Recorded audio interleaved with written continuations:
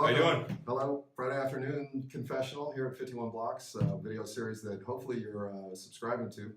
We're trying to create. Subscribe below. Yes, I hope I figured that out by now. But the video series we're trying to put out on Friday afternoons are just points of interest in the search engine marketing industry that we're hoping to educate clients or provide some sort of insight into the processes that go down. And so if you have a good idea for a topic, anytime that you want to suggest one, we're looking for those suggestions. But each week we'll be here to discuss something of interest in search engine marketing, which today we're going to talk about tools. Tools, that is not a Google tool. Oh, I'm sorry, right. So Google Analytics, Google Webmaster Tools, Google Insights, Google Page Speed, Google AdWords, whatever. AdWords, Keyword Discovery. There are a lot of Google tools, and don't get us wrong, we use them all the time. They're critical and they are valuable. But stepping outside of the Google universe, there are also tools that we use regularly and are valuable and are critical. So, me first? Sure, I'll go ahead. Because if you're going to say this one, I want to steal it. I will say SEMrush is my tool of choice because SEO Moz broke their tools down into a subset of 9 different tools. So I don't say SEO Moz, even though I think they have the best group of tools. SEMrush as a standalone tool is the tool that I lean on for everything from client strength and competitive placement in terms of where they are right now, historical data. There are organic keywords, paid keywords, keywords your competition are using that you're not. There is so much information on an SEMrush dashboard that most industry professionals can't use at all. And yet it's presented in a way that I think makes it easy to see what your true situation is. I just think it's a wonderful introduction to the levers that matter when you're pulling website strength, task, and profile. That tool will show you more than anything else in one glance.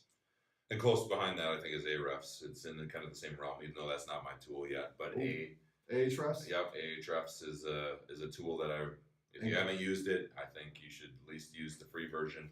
If not, get the paid version. That's a tool that we use immediately to when we do an audit of a site or a client coming on, that we look for link issues, No better spammy. tool. Yep. And they keep getting better. Yep. That tool gets they make updates that enhance and present the information even in better ways. So they're a good one too. All right, so my tool is Screaming Frog, SEO Spider. Right. That one allows you to just put a URL in, and it provides a whole bunch of, I don't want to say technical items about a website. It quickly tells you if there's duplicate titles, how long the titles are, duplicate descriptions, how long they are, if they're missing them. It also tells you about canonicals, tells you... internal link count, external link. Yes. I mean, anchor text coming in. As a matter of fact, if I had to choose a tool for an SEM professional, you're right, it's Screaming Frog. Well, that and it's free, so it doesn't cost you anything to download Screaming Frog, which is... There's a free version and a paid version. True. The paid version lets you go beyond a 500-page read, which most people don't even need. Yeah, so if your site's a couple 100,000 pages, you'll definitely need the paid version. But for most sites under 500 or smaller businesses, I should say, the Screaming Frog is a tool to use. So I'd recommend downloading it and running your site through it and see what issues you see. That's if you call in here, that's one of the first things I'm doing is open up that tool and seeing if your site's been SEO'd before or if it's been completely neglected in that space. And another thing I really like about those guys is they're responsive in their forum. They are involved in dialoguing back and forth with with communities. So you can get answers from them in a way that some tools just don't even offer. Is there a tool other than those 3 that you specifically would keep people away from? Is there anything that's misleading out there?